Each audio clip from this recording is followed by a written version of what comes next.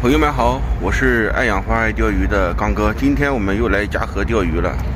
有的朋友说呢，嘉禾里面的垃圾比较多。本来我想捞一下，但是到了以后，我感觉我带的方便袋太小了。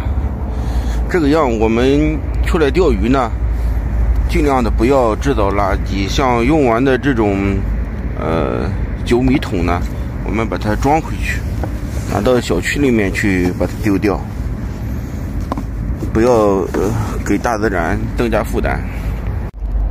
既然没有办法约束别人的话，我们就先做好自己。我已经打了5个窝了，过半个小时我们再试一下今天的运气怎么样。现在是6点，今天晚来了半个小时。喜欢钓鱼的人已经很多了。中鱼啊，第一尾鲫鱼已经入我们的鱼兜子了，大小还可以。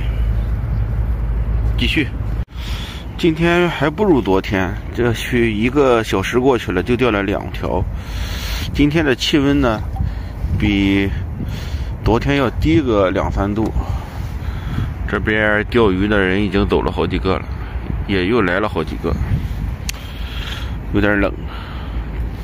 再等一会儿看一下这个窝里来不来鱼，不来鱼咱也走。这一阵是真冷啊，咱也坐一会儿吧。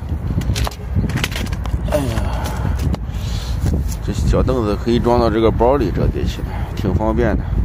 现在快8点了，天气预报报的是2级风，现在5级风也有啊。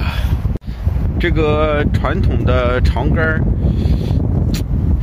抱不住，现在过一会儿看一下这个风会不会变小。如果一直这样刮，没法钓了。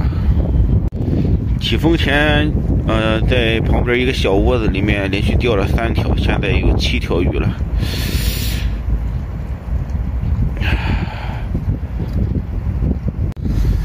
这条鲫鱼又可以吹一下牛逼了。11点钓鱼回来了啊，看一下今天的收获。这又可以吹牛1个星期了，怎么样？哎呦，不错吧？这是一个大盆的啊，看我的脚。今天本来刮大风，以为就钓不到了，坚持了一会儿呢，风稍微在9点左右的时候变小了，也就是刮了1个多小时的风，然后本来是4条鱼，后面风稍微小一点呢，就开始钓了这些，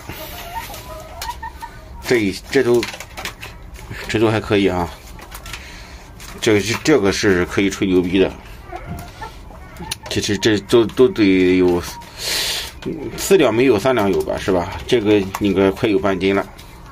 好，喜欢钓鱼，喜欢户外运动，欢迎点赞关注，跟粉丝们说再见。